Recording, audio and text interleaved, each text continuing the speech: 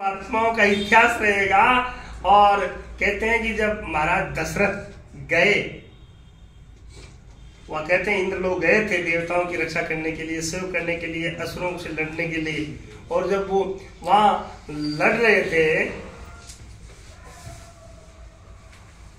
सब पता लगा कि उनका वो जो रथ का धुर्रा था, रथ जिसमें धुर्रा था उसमें जो टायर फंसा था, व्हील फंसा था, वो कहते उसकी जो कील लगी थी वो निकल गई। ठीक है, तो कहते हैं वहां उनके साथ उनकी महारानी कैकेयी थी, उन्होंने अंगुली खा दी, उसमें अंगुली फंसा दी, उसमें अंगुली डाल दी। और वो युद्ध चलता रहा, रथ चलता रहा, वो रथ के साथ साथ चलती रही। और जब युद्ध जीत गए देवता, और महाराज दशरथ ने देखा कि मेरी जो है महारानी ने अपने अंगुली फंसा रखी कील की जगह, तो वो प्रसन्न होकर के कहा कि आप वरदान मांग लो। तो इतिहास कहता है कि उन्होंने कहा कि मुझे 2 वरदान चाहिए। बोले हाँ मिलेंगे। बोले अभी नहीं मांगूंगी, जब चाहिए तब चाहिए। हाँ बोले कोई बात नहीं। तो कहते हैं जब उनके यहाँ संतान हुई तो उन्होंने भगवान राम के लिए वनवास मांगा और भरत के लिए इतिहास कहता है। ऐसी याद इतनी कहने का मतलब है कि मौके पर उन्होंने क्या सेवा की, ये सेवा इतिहास बताती है। और इसलिए मौके पर आप लोग कुछ कर जाओगे, उम्र रहते हुए कुछ कर जाओगे, समय रहते हुए आप कर जाओगे, तो आपका एक इतिहास बनेगा। और मौका है, भारत की जो संस्कृति है उसमें मौका है ब्रह्मचर्य आश्रम का, जहाँ विद्या अध्ययन की जाती है, जहाँ विद्या पढ़ी जाती है। वो एक जन्म से लेकर 25 साल का उम्र लिखा उसमें 3 काम मुख्य होते हैं। ब्रह्म का चिंतन, परमात्मा का चिंतन। सबसे पहले भगवान का चिंतन होना चाहिए। जैसे आप पूर्व में गए होंगे स्कूल में, ये LKG UKG में, तो वहाँ प्रार्थना बुलाते हैं जाते ही। सबसे पहले माता सरस्वती भगवान का वंदन करते हैं। तो सबसे पहले इस उम्र में होना चाहिए ब्रह्म चिंतन, दूसरा होना चाहिए विद्या अध्ययन, और तीसरा होना चाहिए स्वस्थ शरीर, ब्रह्मचर्य। 25 साल तक आप अपने आप को संभाल के रखिए। 25 साल तक आप यदि विद्या ग्रहण कर ली है तो आप गृहस्थ में चले जाइए।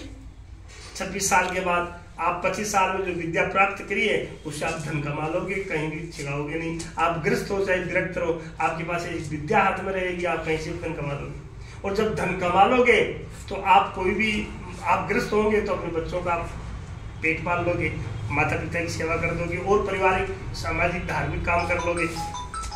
और जब आप स्वस्थ हो, आपने 25 साल तक यदि स्वास्थ्य का पूरा ख्याल रखा है, तो 25 साल तक आपका यदि शरीर स्वस्थ रहा है तो आपको किसी भी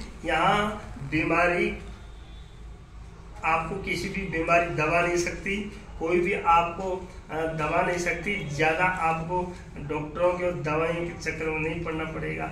आप स्वस्थ रहेंगे, बच्चे अपने आप रहेंगे। बहुत सारे लोग कमा करके सारे, आप देखा आपके स्टाफ में बैठ करके आपकी बुराई नहीं करनी चाहिए, लेकिन बहुत सारे लोगों को मैं देखता हूँ जितना कमाते हैं उतने दवाई में चला जाता है। इसलिए बहुत सारी दवाइयाँ खाना भी, भाई आप लोग जिस डिपार्टमेंट में आए हो तो केवल दवाई खिलाने आए हो या आप लोगों को कुछ और भी लाभ देने के लिए आए हो, है ना? हाँ, मतलब डॉक्टर का मतलब ये नहीं होता केवल दवाई खिलाए। डॉक्टर का मतलब होता है कि कैसे भी आरोग्यता प्राप्त हो।